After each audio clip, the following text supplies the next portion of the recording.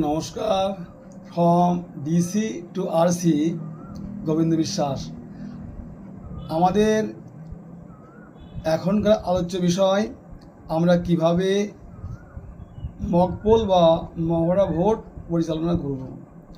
আমরা ভোট গ্রহণের দিন সকালে বিভিসি অর্থাৎ ব্যালট ইউনিট, ভিভিপ্যাট এবং কন্ট্রোল ইউনিট এই নিয়মে আমরা বিইউ, ভিভিপ্যাট এবং সিইউ ভোট গ্রহণ কক্ষে এবং পাশের টেবিলে সাজিয়ে নেব।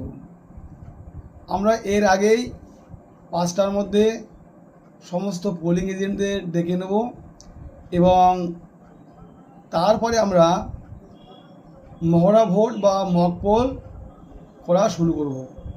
যদি কোনো এজেন্ট না আসেন তাহলে আমরা সর্বাধিক 15 মিনিট পর্যন্ত অপেক্ষা করতে পারি, কিন্তু আমরা তারপরে আর অপেক্ষা করতে পারবো না। অবশ্য এটা ঠিক, পোলিং এজেন্টগণ সঠিক সময়েই চলে আসেন, হয়তো দু একজন দেরিতে আসেন। পোলিং এজেন্টগণ এলে আমরা মহড়া ভোট করা শুরু করব। প্রথমে আমরা পোলিং এজেন্টদের উপস্থিতিতে সর্বপ্রথমে কন্ট্রোল ইউনিটে ক্লিয়ার বাটনে চাপ দেব। তখন ডিসপ্লেতে সমস্ত প্রার্থীর ক্ষেত্রেই 0 বা 0 ডিসপ্লে করবে এবং তার ঠিক পরে আমরা ভিভিপ্যাটের খালি ড্রপ বক্স দেখাবো যে সেখানে আগেই কোনো ভোট দেওয়া নেই।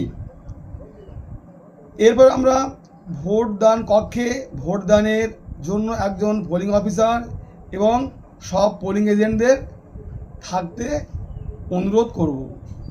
এরপর যে কোনো পোলিং এজেন্ট পছন্দ মতো বোতামে চাপ দেবেন।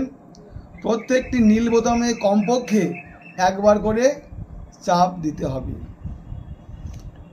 নোটা সহ কমপক্ষে 50টি ভোট দিতে হবে। প্রিসাইডিং অফিসার প্রদত্ত ভোটের হিসাব লিখে রাখবেন।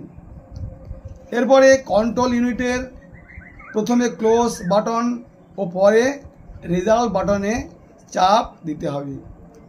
এরপর ভিভিপ্যাট ড্রপ বক্স থেকে মহড়া ভোটের চিরকুটগুলি বা স্লিপগুলি সরিয়ে ফেলতে হবে, অর্থাৎ বাইরে আনতে হবে।